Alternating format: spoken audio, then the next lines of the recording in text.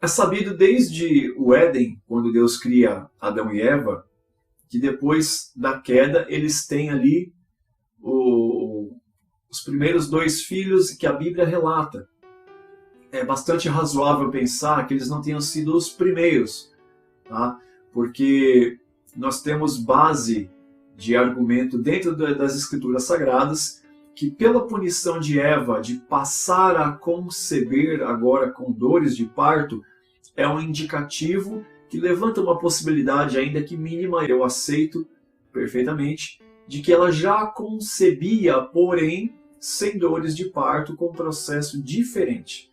Então, nós podemos deduzir que é possível que eles já tivessem filhos e filhas antes da queda, porém no período de inocência, mas após o conceber com dores de parto, nós temos o registro histórico de Abel e Caim.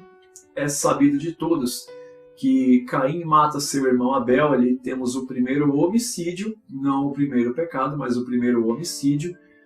E então, em seguida, Adão e Eva continuam tendo filhos e filhas, porém eles vão ter ali Sete, que passa como se fosse um substituto de Abel, de um dos filhos de Adão e Eva, que tem comunhão com Deus. Futuramente nós vamos ver ainda no texto sagrado que nós temos a descendência de Sete e a descendência de Caim, que são as raízes que povoam a terra, cumprindo a ordem que Adão e Eva tinham recebido de Deus de crescer e multiplicar.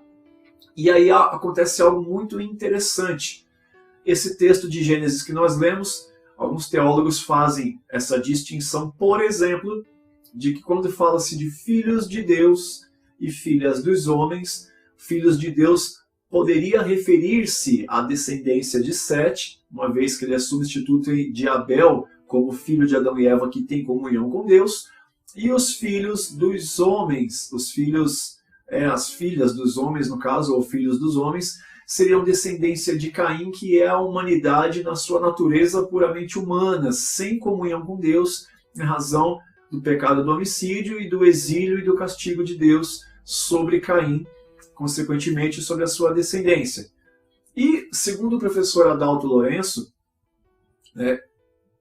a pesquisa que ele faz, trazendo a discussão para o ramo da biologia, você tem ali uma descendência, você tem ali antepassados, né, que se relacionaram, você tem uma descendência e lá na frente uma nova relação desses descendentes, assim como dos antepassados. E essa nova relação, multiplicando e gerando filhos, ocasiona no que conhecemos como gigantismo e nanismo.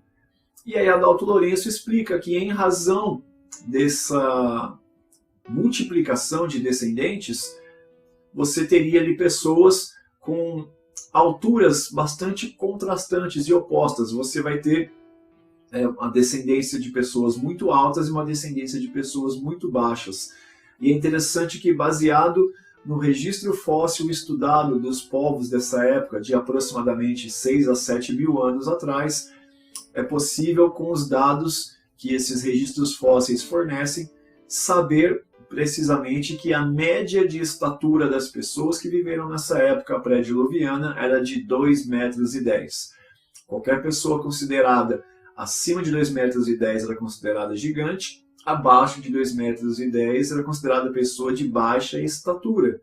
Então veja que essa é a estatura média que o registro fóssil indica que era do povo pré-diluviano, antes do dilúvio de Noé.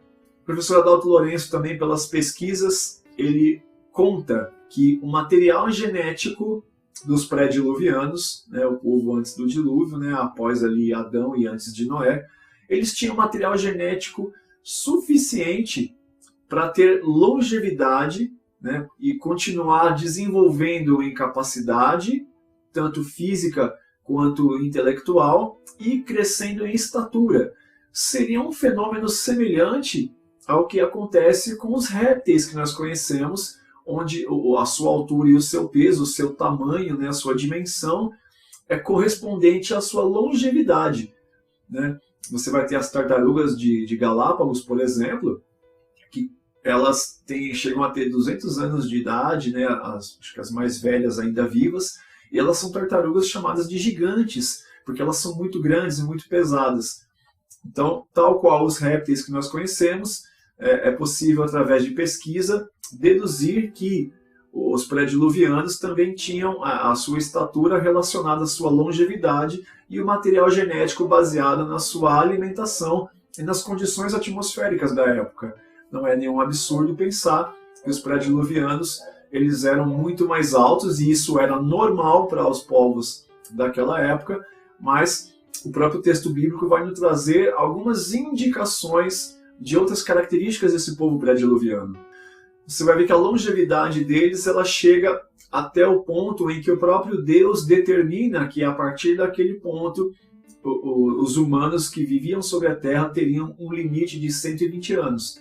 Você vai ver que isso começa a acontecer após o dilúvio, mas até o dilúvio você tem, por exemplo, Adão com 930 anos, entre outros tantos homens que viveram aí 8, 9 séculos.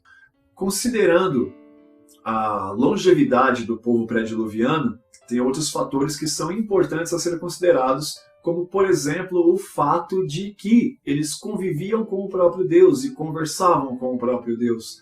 Você vê Deus falando com o próprio Adão, você vê Deus falando com Abel e com Caim, você vê Deus falando com o próprio Noé. Então Deus conversava audivelmente com os habitantes daquela época. Então, pela longevidade, era possível a constante aprendizado e desenvolvimento.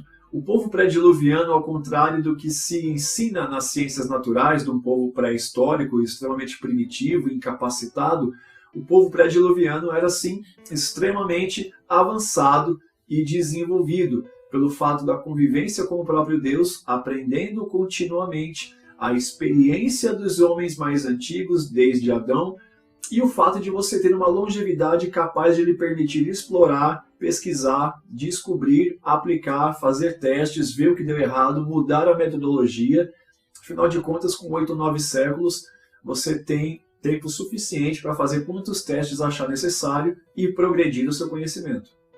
Pelas pesquisas do professor Adalto Lourenço, especula-se também que o povo pré-diluviano conseguia utilizar, baseado nos desenvolvimentos da época e no material genético, mais do que 10% da capacidade cerebral.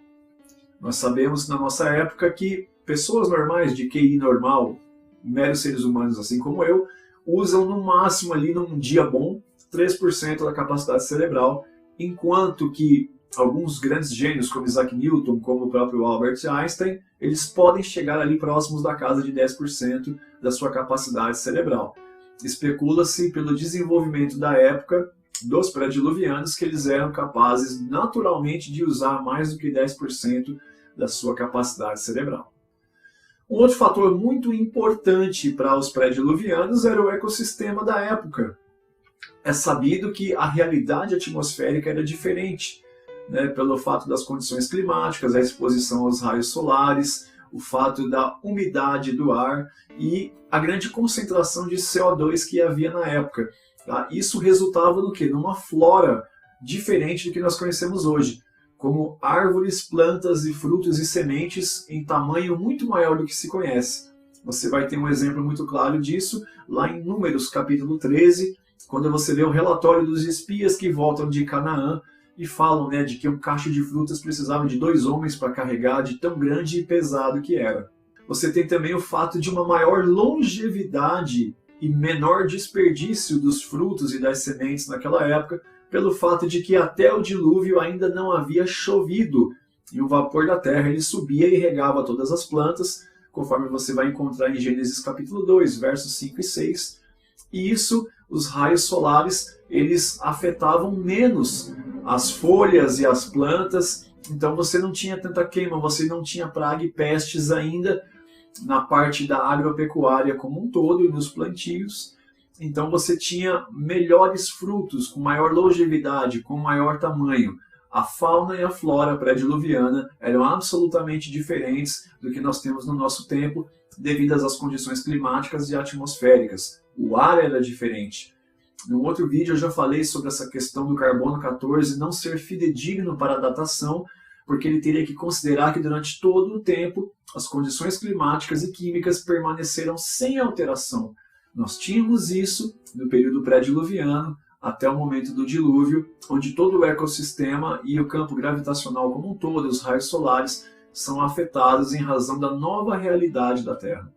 Uma prova disso é que após o dilúvio, quando Noé ele vai lavrar a terra, ele vai plantar vinhas, o processo que ele vai produzir o seu próprio vinho, a fermentação devido à mudança atmosférica, a mudança no ar, a mudança em como os raios solares afetavam a atmosfera, ele acelera demais o processo de fermentação, de maneira que ele, que possivelmente estava habituado a produzir vinho, realizando possivelmente o mesmo processo que ele sempre realizou, ele agora não percebe e não se atém ao fato de você ter mudança na consistência da água, você ter mudança na condição atmosférica e principalmente no ar, e a fermentação ela é extremamente modificada de maneira que ele se embriaga com o vinho que ele costumeiramente fazia. Isso teria levado Noé à embriaguez que nós conhecemos no texto. E essa embriaguez vai fazer toda a diferença na nossa história em relação aos gigantes.